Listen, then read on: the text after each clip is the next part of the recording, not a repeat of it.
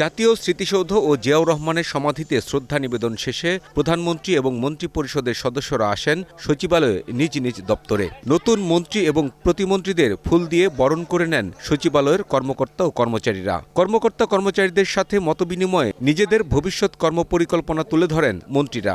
আমরা আমাদের যে commitment to the people during the election, নির্বাচনের ম্যানিফেস্টোতে আমরা যেটা কমিট করেছি, আমাদের চেয়ারপারসন, আমাদের প্রাইম মিনিস্টার, তিনি যে কমিট করেছেন সেই কমিটগুলো আমরা ফুলফিল করব। মানুষের প্রতি আমাদের যে দায়বোধ, সেই দায়বোধ আমরা মনে করি যে সরকার পরিচালনা করতে গিয়ে আমাদের মূল লক্ষ্যই থাকবে জনগণের সেবা করা। এয়ারপোর্টে এমন একটা অবস্থা যে কোনো যাত্রী আসার পরে লাগেজের জন্য ওয়েট করতে হয় আপনার 1 ঘন্টা 2 ঘন্টা। সেগুলি কিভাবে তড়িৎ গতিতে একটা প্যাসেঞ্জার আসার পরে তারপরে নেমে যাতে ইমিগ্রেশন করতেই তাদের লাগেজগুলি তারা বেল্টে পায়, এই ধরনের একটা চিন্তাভাবনা আমরা সিভিল এভিয়েশনের সঙ্গে বসে করব। বিগত বিএনপি সরকারের আমলে আলোচিত শিক্ষামন্ত্রী এহসানুল হক মিলন এবারও দায়িত্ব পেয়েছেন শিক্ষা মন্ত্রণালয়ে। শিক্ষা নিয়ে তার পরিকল্পনা সাংবাদিকদের সামনে তুলে ধরেন নিজ দপ্তরে। 2001 হতে 2006 আমি দায়িত্বে ছিলাম, তখন কোনো দুর্নীতি হয়নি, আমরা আবার এসেছি। অতএব তারা কি করেছে তার জবাব দিতে আমার দেওয়ার নয়, কিন্তু আমরা করিনি তার প্রমাণ রয়েছে এবং আমরা এসেছি, হবে না এটাই আপনি ধরে নিতে পারেন। And that's final.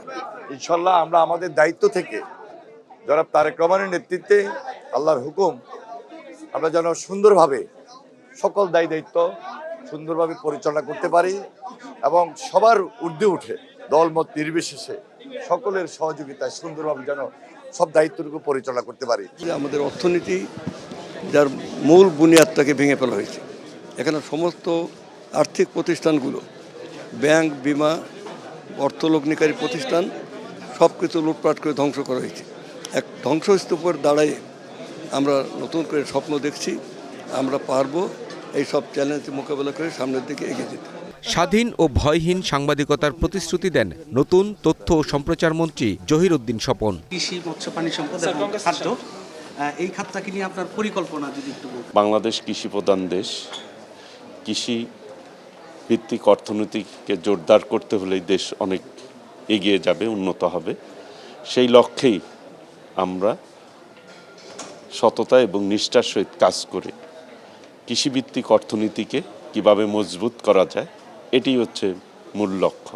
আমি নিজে একজন নির্যাতিত রাজনৈতিক কর্মী এবং দীর্ঘ রাজনৈতিক কর্মীর ইতিহাসের পথ পেরিয়েই আপনাদের সামনে এই মুহূর্তে মন্ত্রী হিসেবে কথা বলছি। আমি নিজে জানি ভয় ভীতির মধ্যে যারা বাস করে তাদেরকে কী ধরনের মানসিক যন্ত্রণার মধ্যে দিয়ে থাকতে হয়।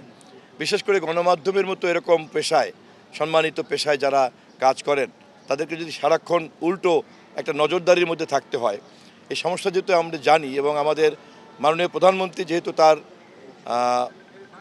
পরিকল্পনার মধ্যে গণমাধ্যমের স্বাধীনতার পরিকল্পনা দিয়েছেন, ফলে আমরা বাংলাদেশে একটা ভয়মুক্ত গণমাধ্যমের পরিবেশ তৈরি করবো ইনশাআল্লাহ। দুপুরের পর মন্ত্রী ও প্রতিমন্ত্রীরা প্রধানমন্ত্রীর সঙ্গে ক্যাবিনেট বৈঠকে বসেন। নতুন সরকারের প্রথম ক্যাবিনেট মিটিংয়ে প্রধানমন্ত্রী তারেক রহমান সরকার পরিচালনায় গুরুত্বপূর্ণ দিক নির্দেশনা দেন মন্ত্রীদের।